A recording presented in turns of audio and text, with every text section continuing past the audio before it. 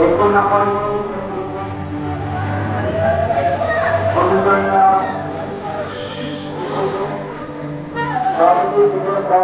অবলম্বন পরিশ্রম করে এই অভিযানকে সাফল্যমণ্ডিত করেছেন। তাদের মধ্যে অনুমোদন কিছু ভূমিকা পালন করেছে।